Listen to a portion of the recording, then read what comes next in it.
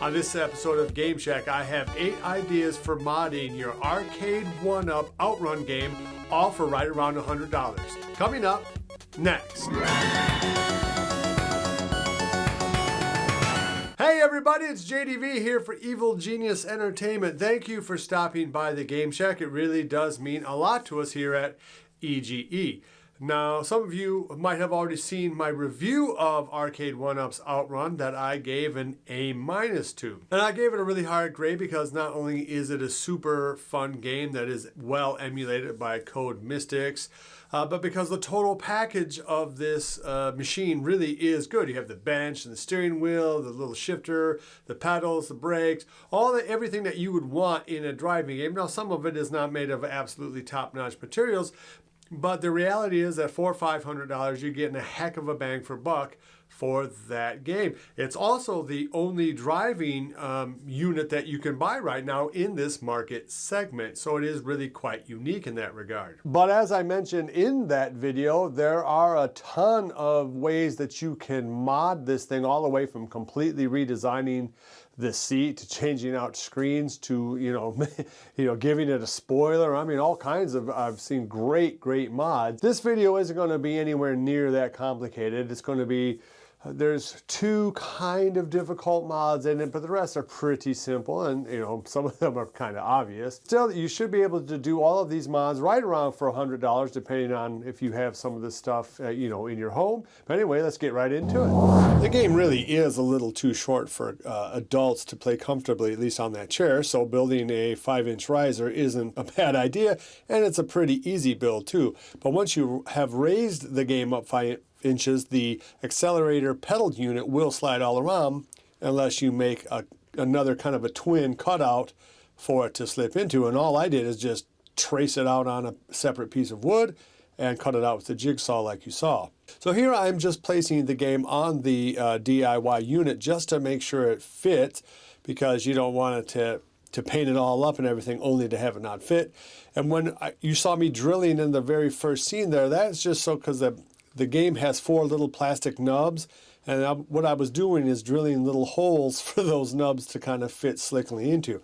And that's all I've done. Now, I might end up putting like little side rails on the inside and outside, just for if you move the game too hard. But so far, it's worked out pretty good, and here I am just applying the final coat of paint. It's a pretty easy fix, and it's one that you need. Well, license plate, that's just kind of a simple, obvious thing you can do.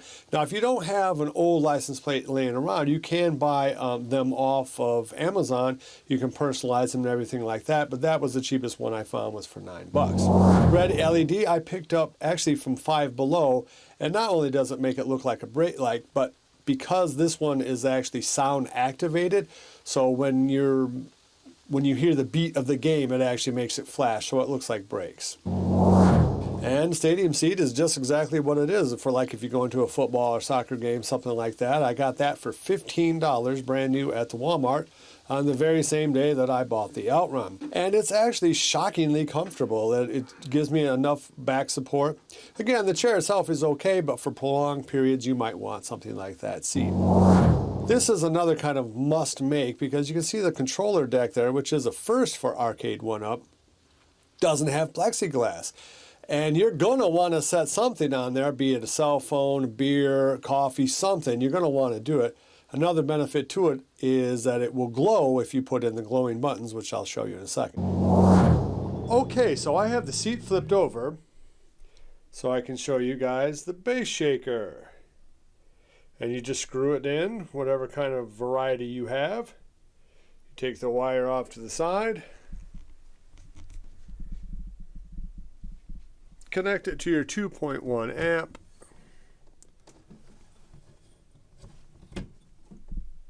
Voila.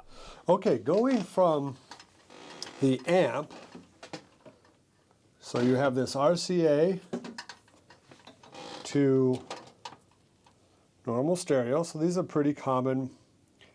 It's a pretty common type of cord. And I'll have links below. And you have this into the splitter, which you're going to plug into the audio out, or the speaker symbol here on the back of the PCB. Actually, I'm going to just take this out right now to make this a little easier. So you're going to need a splitter to 2 females, and one end you will plug in your speaker, your Arcade1up speaker that is. Another one you will plug in your wire to your amp. And that's really all you need to do to get 2.1 sound rumbling underneath your butt. And who doesn't want to have a rumbly butt? Okay, so here we have the USB that has the downloaded firmware on it, and this little $6 cord, and hopefully it'll just slide right on in, no problem.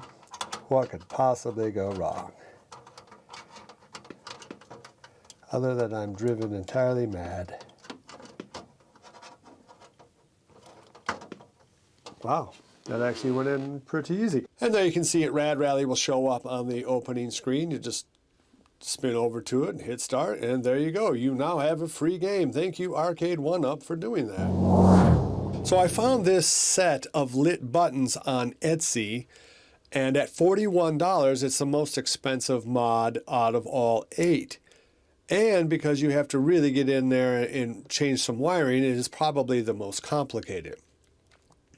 So this isn't meant to be a tutorial per se, but you can see what you have to do. You have to take the steering wheel unit out. You have to remove this back cover. You have to take all the wiring harnesses off the buttons.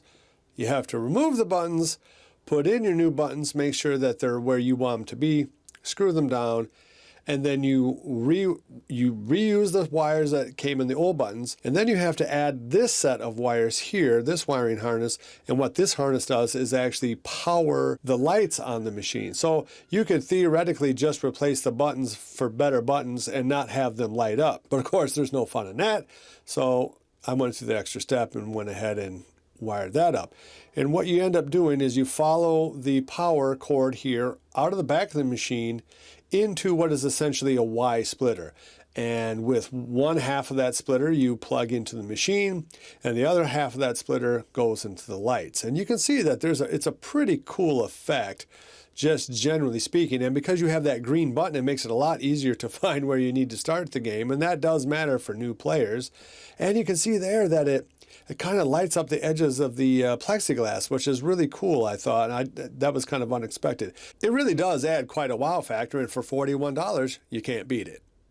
Okay, so that wraps up my 8 things you can do to your Outrun game for around $100. If you have any suggestions for cheap mods or any kind of mods to this game or any other, please let us know down below. And of course, none of these things was meant strictly to be a tutorial on how to do it, more like give you guys some ideas of what you can do. If you like this kind of thing, please give me a thumbs up on the way out. It really does help us make more content. Love each other, and until the next time, I'll see you guys in the Game Shack. Mwah!